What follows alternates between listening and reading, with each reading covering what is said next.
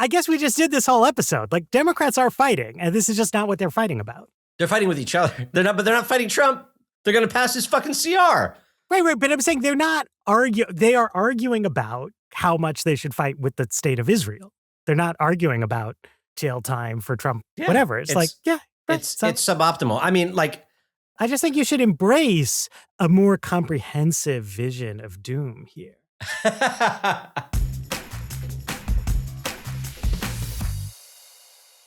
Hey, everyone, you're listening to a free preview of the Politics Podcast. This week, Senate Democrats choose accommodation over staging a pre-election fight with Donald Trump as they agree to extend annual funding for the federal government past the September 30th shutdown deadline into December. We'll talk about what the hell they're thinking. Then, does this latest indication of conflict aversion militate for a more strategic kind of weakness? We'll talk about Matt's latest big idea, that Democrats should help Trump abolish the filibuster now in exchange for allowing Republicans to pass some kind of voter ID law. If you're watching this on YouTube, hit like, hit subscribe. It'll help us grow our audience, and then we'll hopefully be able to give away more content for free to everyone. If you're an old school podcast listener and want to hear the whole conversation, upgrade to paid at politics.fm.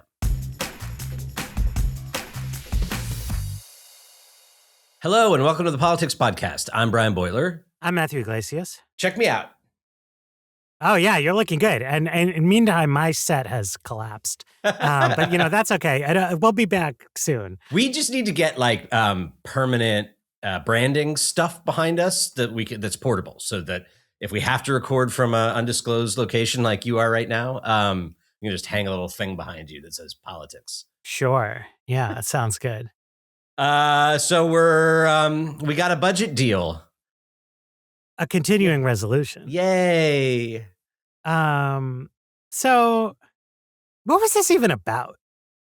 Okay, so I think it was about uncertainty about the optimal course of action on both parties' parts. So every year, the fiscal year ends on September 30th, which means almost every election cycle, something has to be done about the budget before the election. And often when power is about to change hands, what they do is say, hey, we don't know how the election is going to turn out. Let's kick this into the lame duck section or into the early part of the next Congress. And so House Republicans last week or the week before passed a similar short-term extension of the current budget. And almost no Democrats voted for it, but it passed. And, to me, I thought, there's a lot going on that's different from normal election cycles. There is a president who's openly trying to cheat in the election. He has violated every budget agreement that Congress has passed for him since he became president over a year and a half ago.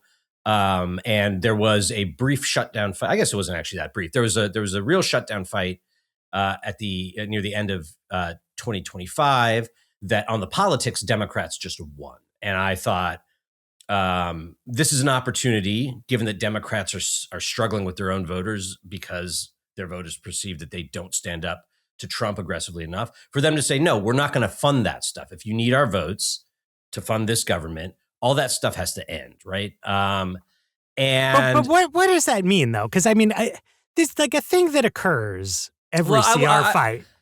I will say. But first, I just want to say that if you just abstract away the Trump context, sure.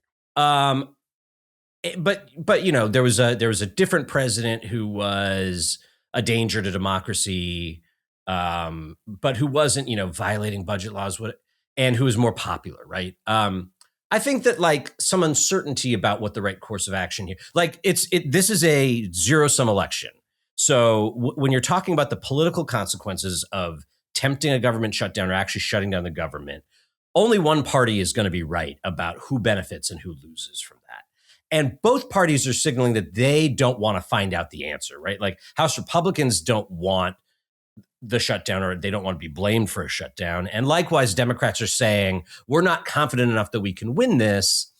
So rather than do anything risky, we're going to do something cautious. I think in a lot of contexts, that kind of let's just not do this now makes a lot of sense. I think in this context, looking back at everything that's happened for the last year and a half, looking at what's happened in this primary season, where there's been a fairly large primary voter rebellion against the Democratic establishment, picking a fight would have made a lot more sense. Yeah, but I want to detach from yes. That meta question, just like, because yes, right. The funding was going to expire on September 30th. So we could have had a situation in which the final 5 weeks of the midterm campaign are dominated by a government shutdown. Mm-hmm. But then the question would be like, what would that be about? Yes. Right. So there was a move on the Republican side, and we will come back to the SAVE Act later. But there was a move on the Republican side to say we should demand that the SAVE Act be included in a continuing resolution. Right. And so had Republicans held that line, I think Democrats obviously would have said no. There would have been a government shutdown. And we would have said the reason that there is a government shutdown is that Republicans are insisting on this SAVE Act. And then the yin and the yang of it would have been that, like, voter ID is a pretty good issue for Republicans, but also we shut down the government over this unrelated demand.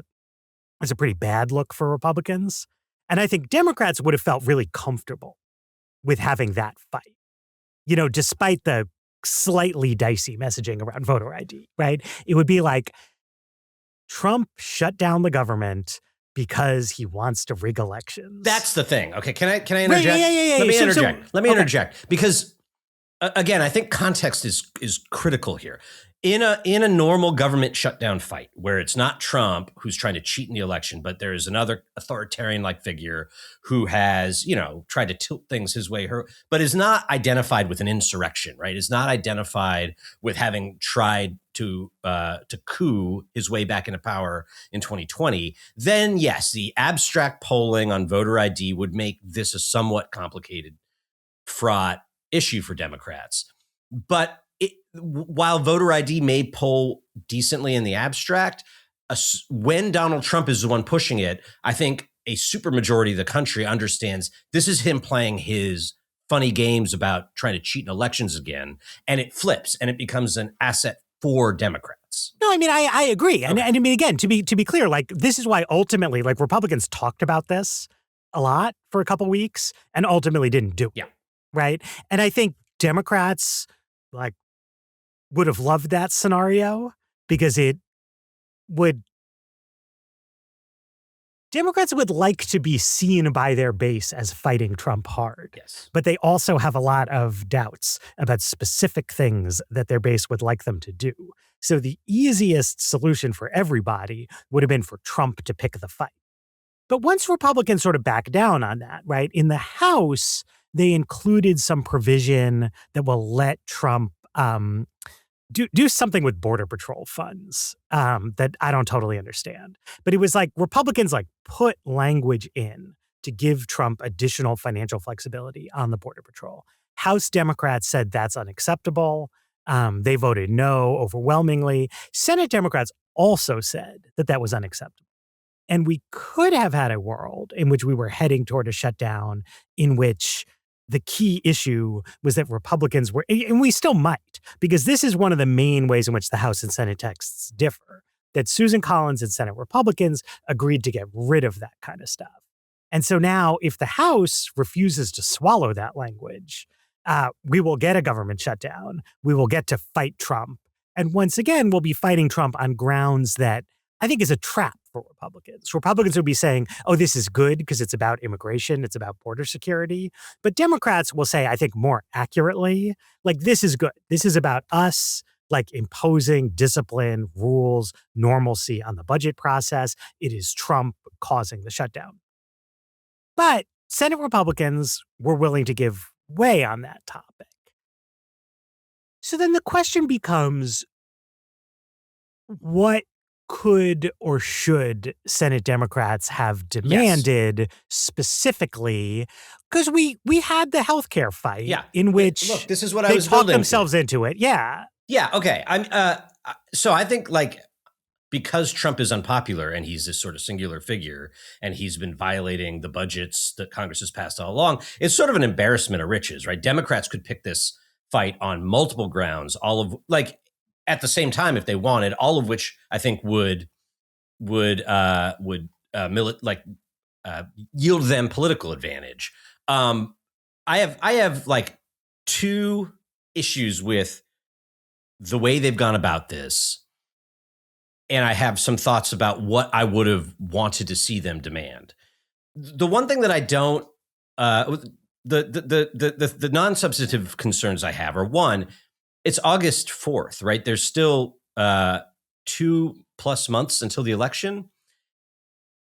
Why are they giving up this leverage now? Like, Donald Trump is going to take this budget if it passes, if it becomes law, and then he's going to start fucking around in the election again. And Democrats are going to be like, oh no, what are we going to do to stop him from fucking around in the election? It's like, well, you just handed away your last piece of leverage. So that's one. The other is whether they were going to surrender now or surrender later or have a fight now or have a fight later. What they've done is they've given their number one Senate target, Susan Collins, this incredible talking point that she, managed to prevent this government shutdown by working in a bipartisan way across the aisle, blah, blah, blah. Like they need to make her seem much more unreasonable. And they've allowed her to once again claim the mantle of reasonableness. So that's the political half of my concern. Substantively, like, I think you can make the same arguments now that you could have made in March of last year, in September of last year, that Donald Trump is violating laws left and right, particularly pertaining to the budget. So he's not going to get our votes for the budget until we put in place measures, enforceable ones, that would stop him from doing that. However, like what I really think is concerning to Democratic voters right now is that Trump is going to cheat in these midterms. And they're mad at Democrats for not taking this threat seriously, for losing to Trump in the first place. And like the strongest possible grounds I think they could have chosen would have been to insist on measures that basically assure that this will be a free and fair midterm election, right? So, but like what? Yes, okay. So Trump has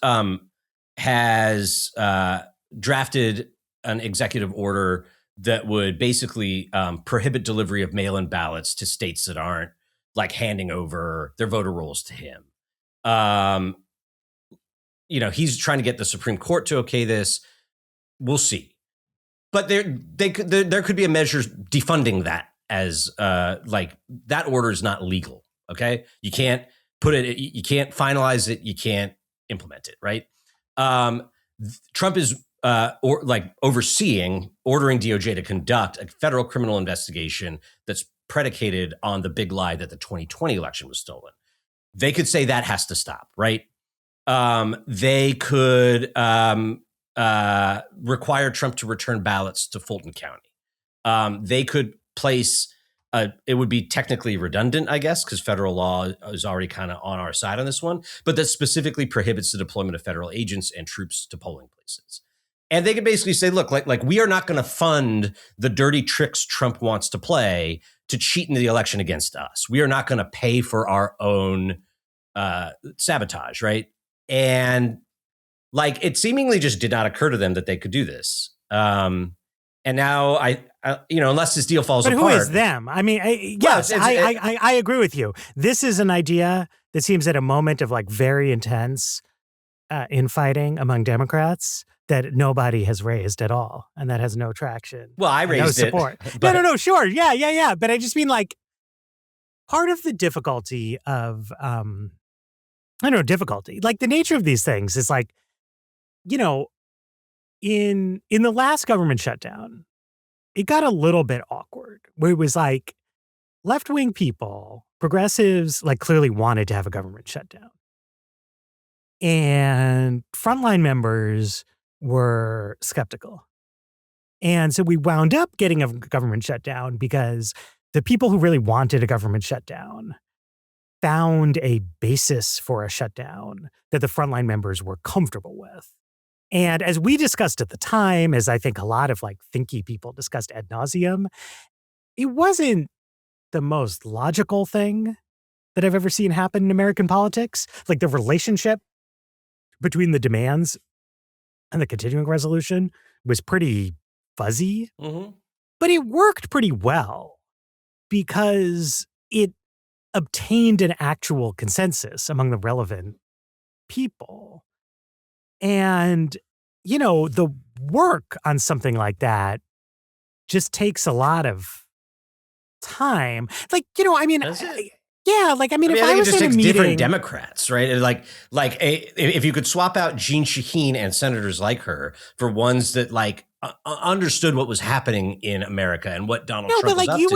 would need to swap out, like, Bernie Sanders has been touring the country nonstop for the past 4 or 5 weeks, relentlessly slagging the Democratic establishment, right? Like, Bernie Sanders, I fucking hate Bernie Sanders at this point, but like Bernie Sanders, who stood by Joe Biden in the July days, who said that Joe Biden was the greatest progressive president we've had since FDR, who then immediately after the election said Joe Biden betrayed the middle class. He's back on his bullshit, where like every single Democrat who doesn't agree with Bernie Sanders, according to Bernie Sanders, is corrupt and is a tool of the oligarchy. And the only thing he cares about is like defeating Janet Mills, defeating Haley Stevens, defeating Matt Masdam in the Michigan 7 primary, right? Like he's at war, en fuego with the Democratic establishment. He is the reason why like people do not see a clear difference on corruption between the parties, because like he keeps saying Democrats are hideously corrupt, like almost all of them. And he's not raising these topics. I agree with you. Concerned with. And Bernie formed a nexus of senators, right? Who are like, it's not just him and Elizabeth Warren. It's Chris Van Hollen, it's Tina Smith. And they've done joint endorsements for Penny Flanagan, for other people. And they have like articulated a quote unquote fight club critique of Chuck Schumer. They have an alternate leadership candidate in Chris Van Hollen. And like, they didn't put any of this out. Like they want to fight about Israel. I agree with you that progressives are somewhat free riding in this primary season on Democratic base voter discontent with the establishment that has to do with fighting Trump. And instead of offering them a better way to fight Trump, they are offering them a different policy vision than the current Democratic leadership is willing to stand behind. And that is suboptimal. But I just feel like this is like fake, though. No, they're not angry with the Democratic. That it's like the Democratic Party leadership would like to fight Donald Trump. Progressives would like to fight the Democratic Party leadership about Israel. But like the first part of what you said is not true, because if the Democratic Party establishment wanted to fight Trump, Patty Murray wouldn't have cut this deal with Susan Collins. That's great for Susan Collins. That doesn't demand anything of Donald Trump, except they did get one concession that is not nothing, but it's close to nothing, right? There is this separate rule that that Russ Vought and the administration want to finalize that would basically give them total partisan control over all federal grant writing. Like the scientific community is really rattled by this because it's basically like it would turn the funding of science into like a Republican shell game where it's like, oh, the only science that the federal government is funding now is anti-vaccine or is climate denial or whatever. It's a bad rule. It should be killed. This CR delays implementation of it for the term of the CR. So there won't be any progress towards finalizing it between the time this CR passes and December or something. That's not nothing, but it's not much. If what you said was true, there would have been a list of demands, just like how when Republicans wanted to fight Barack Obama, John Boehner would go to the mic and say, here are my demands. If you want our votes for the debt limit or to fund the government, you need to give us this stuff.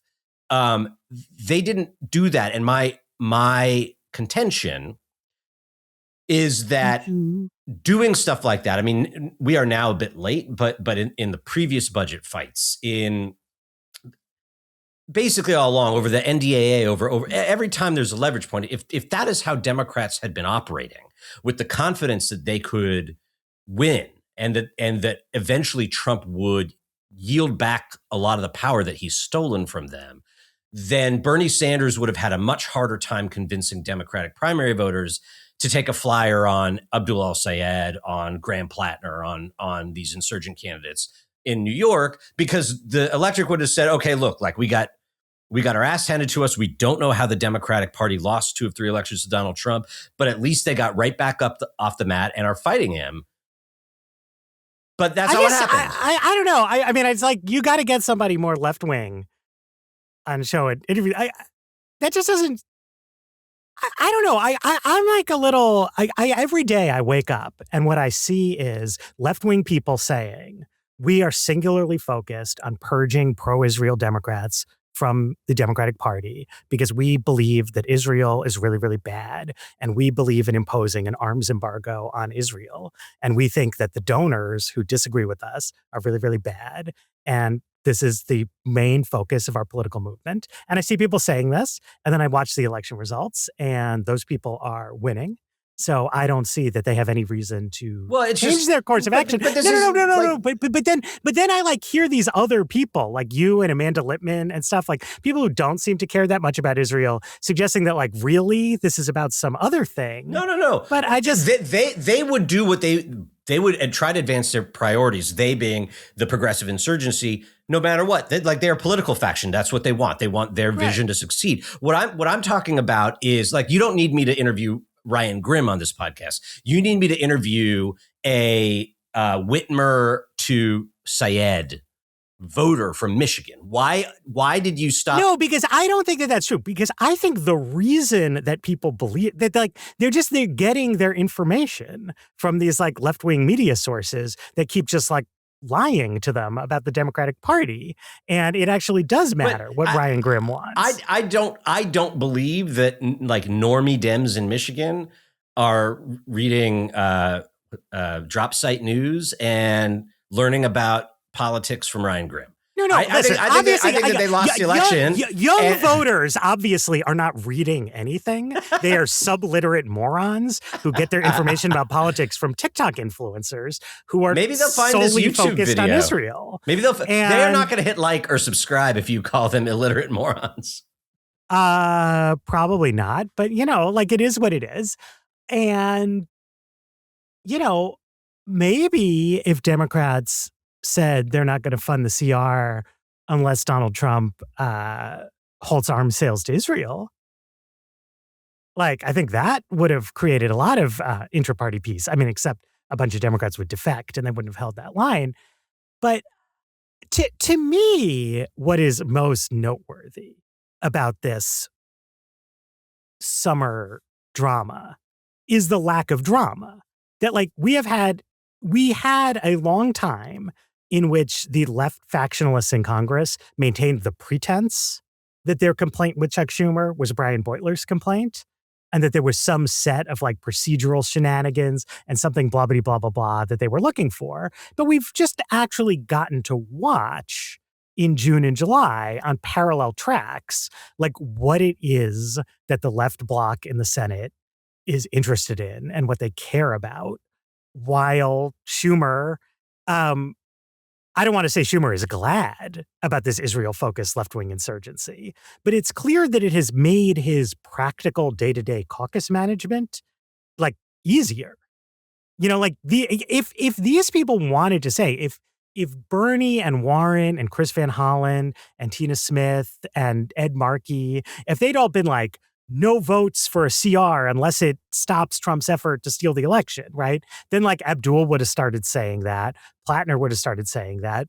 Mills and Stevens would have immediately rushed to agree with them to try to avoid losing their primaries. You would have gotten back into the dynamic that we had before, in which regards are directing vote. I admit that both factions have assessed the politics of the moment, the demands of the moment, incredibly poorly, and Donald Trump is just like walking between them to a dictatorship. Yes. So I hope that al-Sayed today, or after he wins the primary tonight, like when you listen to this, he'll probably be the nominee for Senate, that he says, now that I've defeated the Democratic Party establishment and I'm turning to defeating Republicans, I'm going to ask Democrats in the Senate who are scared of what's coming because they see that I just defeated them to not let this CR pass until Donald Trump's efforts to overturn the midterm elections are illegalized.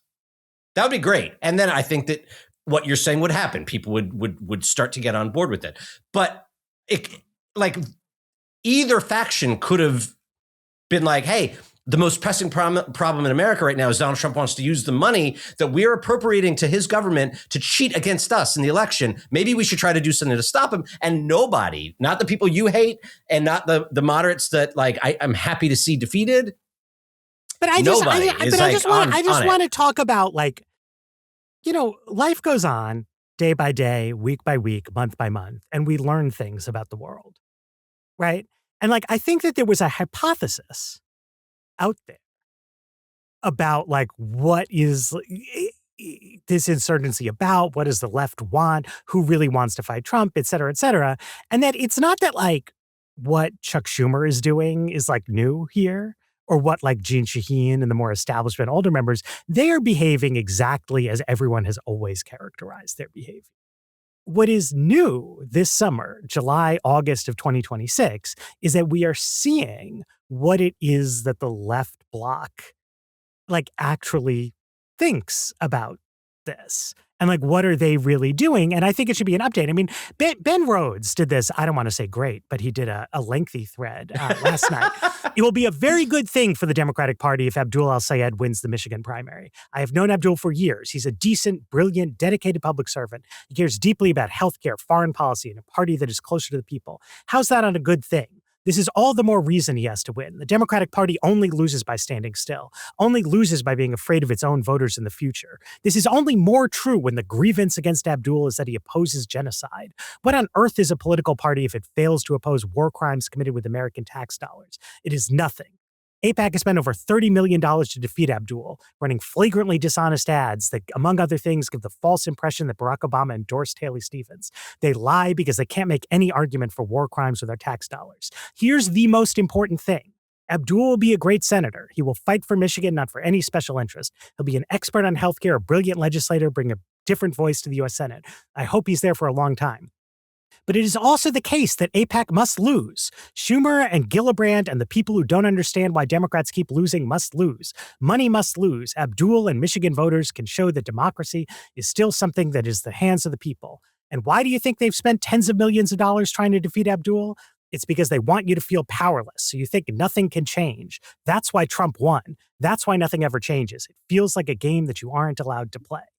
And it's that is the left's thesis, that the most important moral question of our day is U.S. arms sales to Israel, that the reason that Trump won is that Joe Biden continued to facilitate arms transfers to Israel, and that the critical thing is not James Tallarico in Texas, it's not Josh Turek in Iowa, it's not Sherrod Brown in Ohio, it's not Mary Peltola in Alaska, it's not even really Abdul versus Mike Rogers in Michigan. Right? It's dealing this defeat to AIPAC.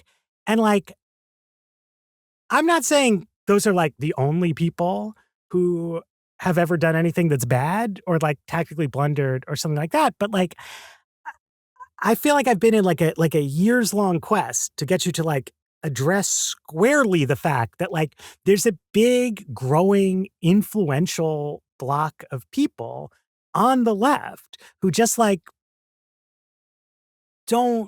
it's not that they're pro-Trump, but their energy is about moving Democratic Party issue positioning to the left.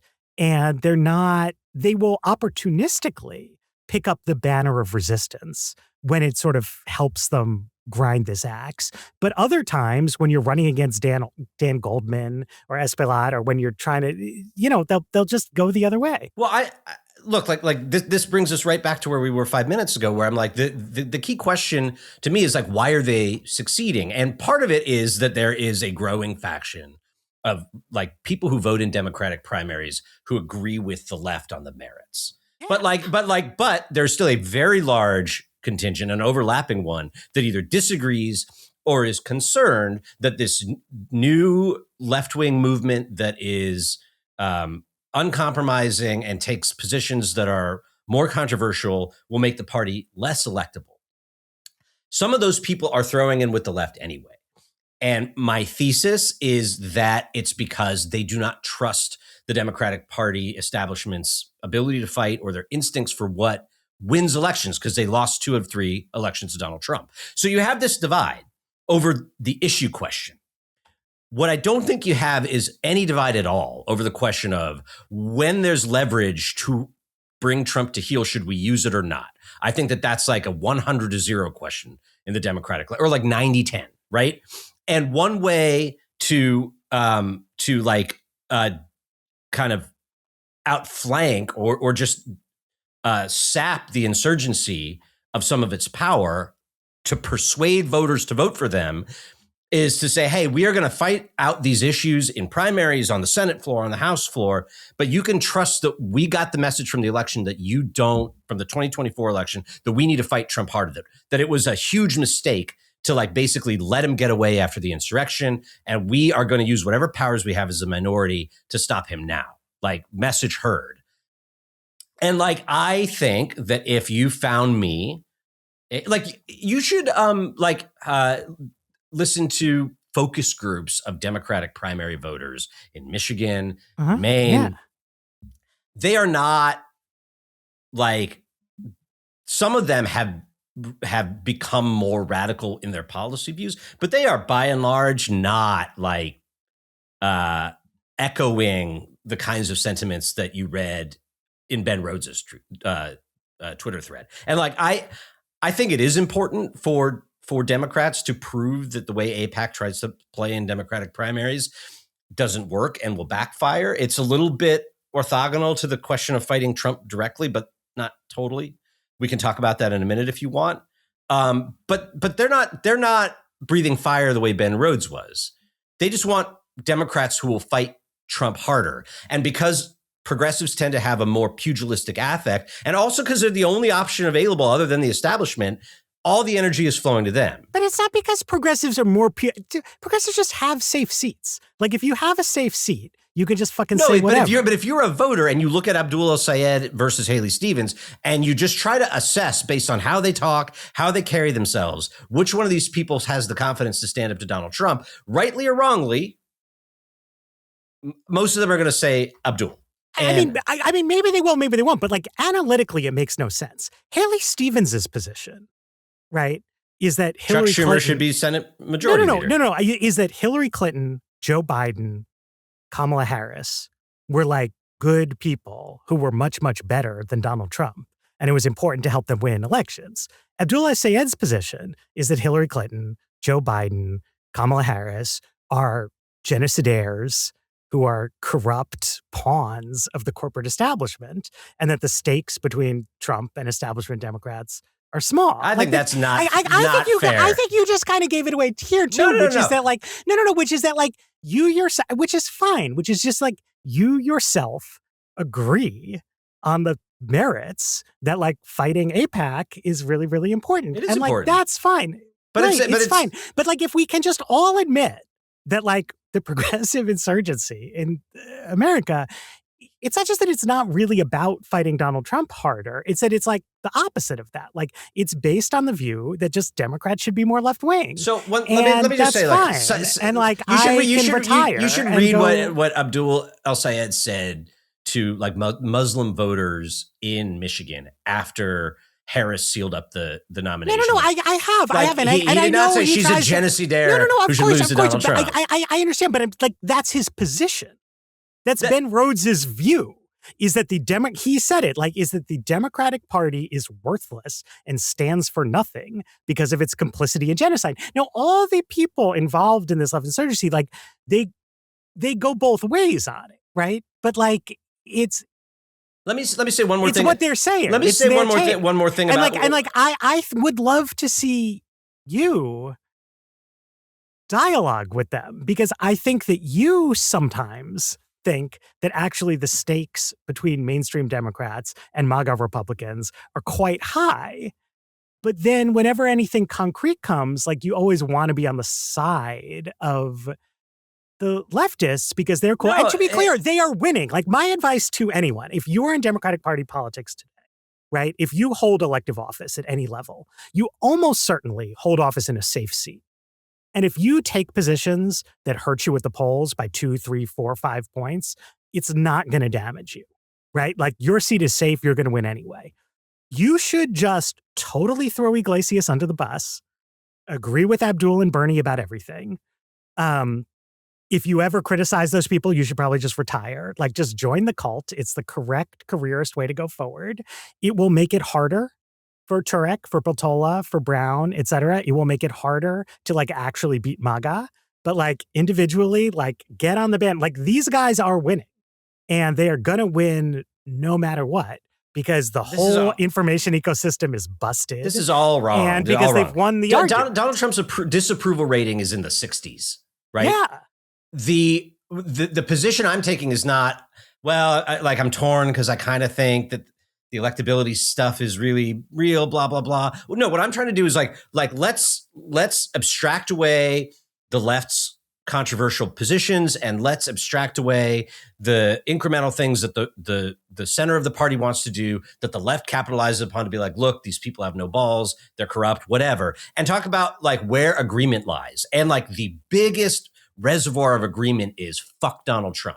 No, but this is what I'm saying. There is an incredibly profound disagreement about this because the leftists keep saying explicitly over and over and over again that moderate Democrats are corrupt. They don't say moderate Democrats are gutless. They don't say moderate Democrats have a different judgment from me on certain public policy issues. They say uniformly that 100% of the policy disagreement inside the Democratic Party is caused totalistically by financial corruption.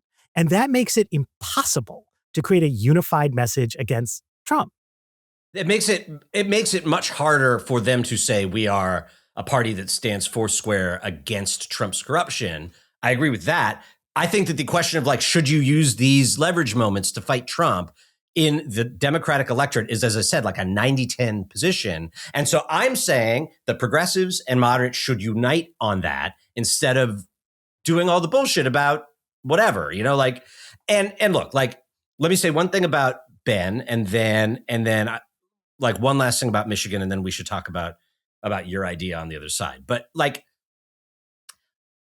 what Ben said is, I think, reasonably like in line with what most of the like activists working kind of with the left insurgent candidates think. I think Ben, from his professional experience of one, aligning with Barack Obama, who rose to power, taking a moral stand against the corruption of both parties vis-a-vis the Iraq War, sees something about the Syed situation that rhymes with that and thinks this might be a good way to like heal the Democratic Party in the way that Obama was able to heal it for a time.